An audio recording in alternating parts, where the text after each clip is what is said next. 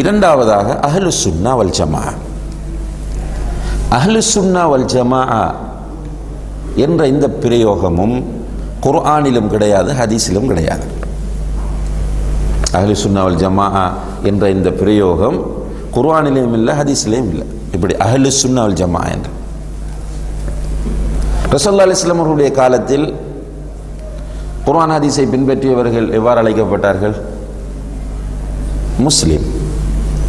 குர்ஆன் ஹதீஸை பின்பற்றியவர்கள் முஸ்லிம்கள் என்றுதான் அழைக்கப்பட்டார்கள். அபூபக்கர் சித்தீக், உமர் இப்னுல் ஹத்தாப், உஸ்மான் இப்னு அஃபான் ரலியல்லாஹு அன்ஹும் போன்றவர்களுடைய காலங்களிலும் குர்ஆன் ஹதீஸை பின்பற்றுகிறவன் முஸ்லிம் என்றுதான் அழைக்கப்பட்டான். அலி ரலியல்லாஹு அன்ஹுடைய காலத்திலும் முஸ்லிம் என்றுதான் அழைக்கப்பட்டான். ஆனால் அலி ரலியல்லாஹு அன்ஹுடைய கடைசி காலத்திலே முஆவியா ரலியல்லாஹு அன்ஹுவுக்கும் அலி ரலியல்லாஹு அன்ஹுவுக்கும் இடையில் சிஃபீன் என்ற இடத்தில் ஒரு பிரச்சனை ஏற்படுகிறது. அந்த பிரச்சனையை தீர்ப்பதற்காக வேண்டி பல கோணங்களில் முயற்சி நடக்கிறது. அதிலே ஒரு கூட்டம் அந்த பிரச்சனையை தணிப்பதற்காக குர்ஆனை தூக்கி காட்டி குர்ஆனுக்கு கட்டுப்படுங்கள், குர்ஆனுக்கு கட்டுப்படுங்கள், பிரச்சனையை நிறுத்துங்கள் என்று சொன்னார்கள்.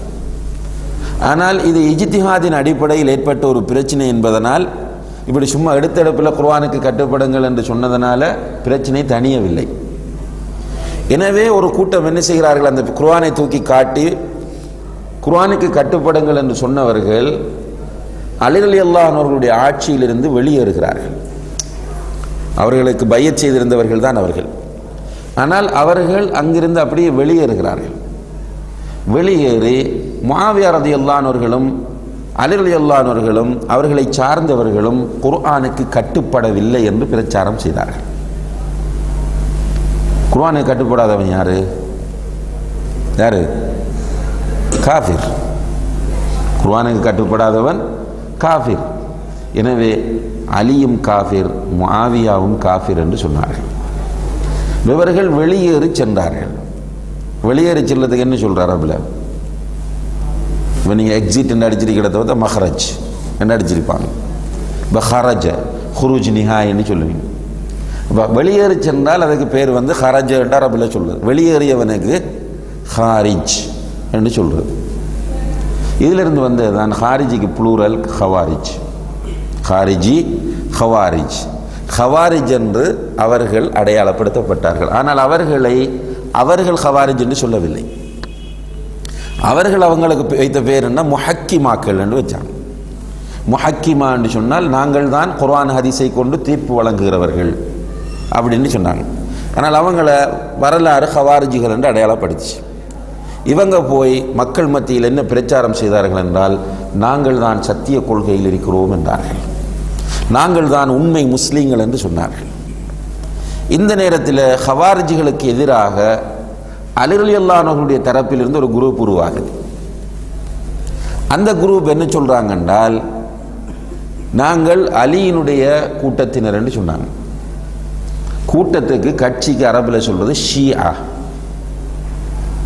அவங்க சொன்னாங்க நாங்கள் ஷிஅத்து அலி, அலியினுடைய பார்ட்டி அப்படின்னு சொல்லிட்டு அவங்க வந்து அலி ரலியல்லாஹு அன்ஹு மட்டும்தான் சிறந்தவர், முஆவியா மோசமான ரலியல்லாஹு அன்ஹு மோசமானவர், அவரோடு இருக்கிறவர்கள் எல்லாம் மோசமானவர்கள், அவர்கள் காஃபிர்கள், இப்படியெல்லாம் பேச ஆரம்பிச்சிட்டாங்க.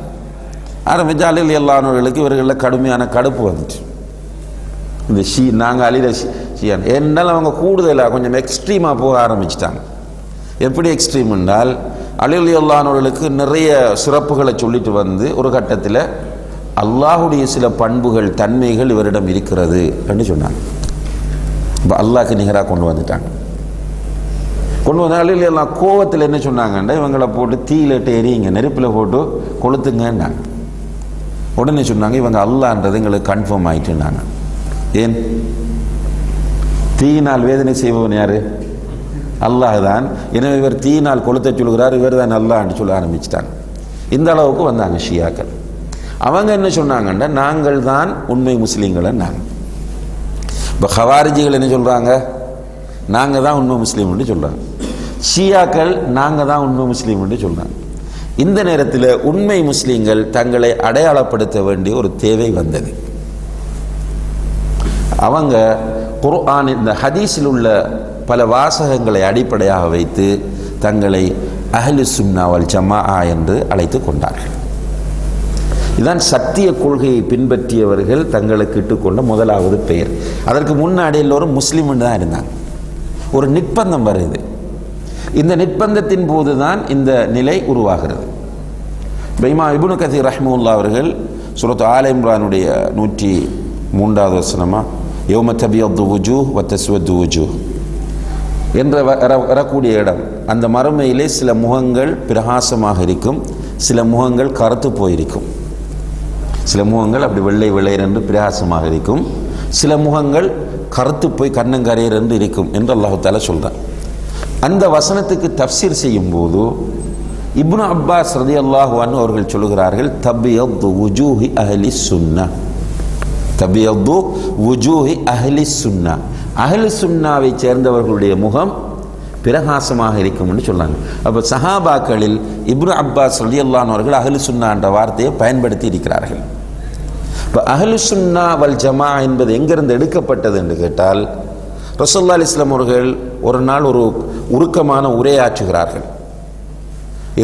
இர்பாத் இப்னு சாரியா ரலியல்லாஹு அன்ஹு அவர்கள் சொல்கிறார்கள், ரசூலுல்லாஹி அலைஹி வஸல்லம் அவர்கள் ஒரு உரையாற்றினார்கள், வஜ்ரத் மின்ஹல் குலூப் வஜரஃபத் மின்ஹல் உயூன், உள்ளமெல்லாம் அப்படியே நடுங்கி போய் கண்களெல்லாம் கண்ணீர் சிந்தி கொண்டிருந்தன. அந்த பயானை கேட்டுக்கொண்டிருந்தவங்க அப்படியே அழுது கொண்டிருக்கிறாங்க எல்லோரும். அப்போதான் ஒருவர் சொல்லுகிறார், கஅன்னஹா மௌஇதத்து முவத்திஇன் ஃபஅவ்ஸினா யா ரசூலல்லாஹ், அல்லாஹ்வுடைய தூதரே, நீங்கள் பேசுவதை பார்த்தால் விடை பெறுகிற ஒருவருடைய பேச்சு போன்று உங்களுடைய பேச்சு இருக்கிறது, எனவே எங்களுக்கு வசியத் செய்யுங்கள் என்று சொல்கிறார். ரசூலுல்லாஹி அலைஹி வஸல்லம் அவர்கள் முதலாவது சொல்கிறார்கள், ஊசிக்கும் பிதக்வல்லாஹ், அல்லாஹ்வை அஞ்ச வேண்டும் என்று வசியச் செய்கிறேன். வஸ்ஸம்இ வத்தாஅ, உங்களுக்கு ஒருவர் பொறுப்பாக்கப்பட்டால் அவர் சொல்வதை கேட்க வேண்டும், அவருக்கு கட்டுப்பட வேண்டும் என்று வசியச் செய்கிறேன். ஃபஇன்னஹு மன் யஇஷ் மின்கும் பஅதி ஃபஸயரா இக்திலாஃபன் கஸீரா, எனக்கு பிறகு வாழக்கூடியவர். ரசூலுல்லாஹி சொல்ற அந்த ஹதீஸை நல்ல முறையில் நம்ம கவனிச்சோம்னா நிறைய பிரச்சனைக்கு தீர்வு வரும். எனக்கு பின்னாடி, எனக்கு பிறகு வாழக்கூடியவர் நிறைய கருத்து வேறுபாடுகளை காண்பார். எதில்? மார்க்கத்தில். உலகத்தில் கருத்து வேறுபாடு எப்பவும் இருந்துகிட்டே இருக்கும். மார்க்க விஷயத்தில் நிறைய கருத்து வேறுபாடுகளை காண்பார். அந்த நேரத்தில் அலைக்கும் பி சுன்னதி வ சுன்னத்தில் குலஃபாஇர் ராஷிதீன் அல் மஹ்தியீன், என்னுடைய சுன்னாவையும் நேர்வழி நடந்த ஹலீஃபாக்களுடைய சுன்னாவையும் பற்றி பிடியுங்கள்.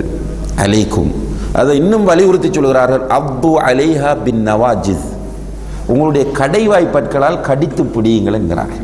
இப்போ கடைவாய்ப்பற்களால் ஒரு பொருளை கடித்து பிடித்தால் அதை ரிலீஸ் பண்ண முடியாது, அப்படி ஸ்ட்ராங்காக இருக்கும். இப்போ ரசூலுல்லாஹி அலைஹி வஸல்லம் அதற்கு பயன்படுத்துகிற வாசகத்தை பாருங்கள். அப்படி பிரச்சனை வரும்போது நீங்கள் என்னுடைய சுன்னாவையும் நேர்வழி நடந்த குலஃபா உர் ராஷிதூன்கள், முஸ்லீம்களுடைய இஜ்மாவின் அடிப்படையில், ஏகோபித்த கருத்தின் அடிப்படையில் குலஃபா உர் ராஷிதூன்கள் யார்? அபூபக்கர், உமர், உஸ்மான், அலி ரலியல்லாஹு அன்ஹும். இதில் மாற்று கருத்து கிடையாது. இப்போ நேர்வழி நடந்த ஹலீஃபாக்கள், இதில் ஹலீஃபாக்களுடைய சுன்னா. இந்த ஹதீஸில் இருந்து தான் சுன்னா என்கிற வார்த்தையை சஹாபாக்கள் எடுத்தார்கள். பிறகு ரசூலுல்லாஹி அலைஹி வஸல்லம் அவர்கள் இன்னும் ஒரு ஹதீஸில் சொன்னார்கள், யூதர்களும் கிறிஸ்தவர்களும் 72 கூட்டமாக பிரிந்தார்கள், இந்த உம்மத் 73 கூட்டமாக பிரியும். 72 கூட்டம் நரகம் செல்லும், ஒரு கூட்டம் மாத்திரம்தான் சுவர்க்கம் செல்லும், அதுதான் அல் ஜமாஆ என்றார்கள். அதுதான் அல் ஜமாஆ, குர்ஆன் ஹதீஸை பின்பற்ற வேண்டும் என்பதில் ஒன்றுபட்டிருப்பவர்கள்.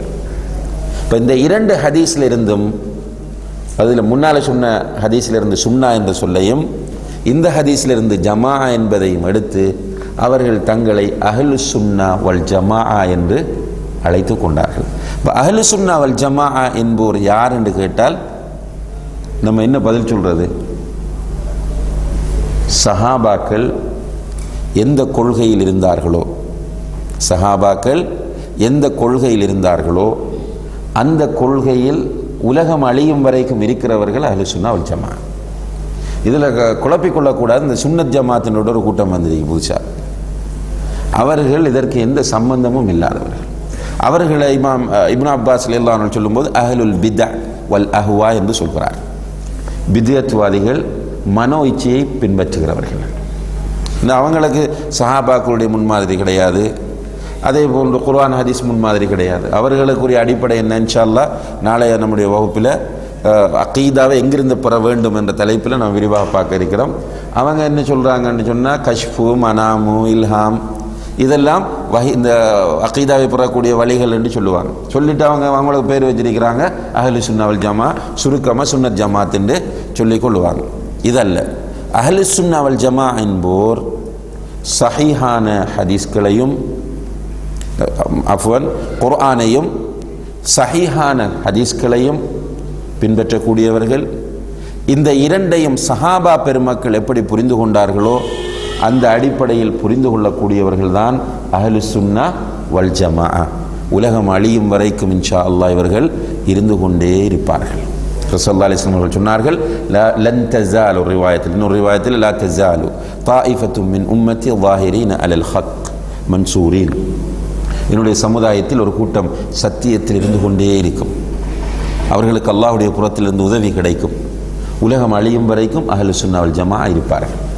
இப்போ அஹ்லு சுன்னா வல் ஜமா தோன்றியது இப்படித்தான். அஹ்லு சுன்னா வல் ஜமா என்பது இவர்களைத்தான் குறிக்கும். இப்போ சுருக்கமாக நினைவில் நீங்கள் வைத்துக்கொள்ள வேண்டியது அஹ்லு சுன்னா வல் ஜமா என்றால் யார் என்று கேட்டால் குர்ஆனையும் சஹீஹான ஹதீஸ்களையும் பின்பற்றக்கூடியவர்கள். சஹாபா பெருமக்கள் அதை எப்படி புரிந்து கொண்டார்களோ அந்த அடிப்படையில் புரிந்து பின்பற்றக்கூடியவர்கள்.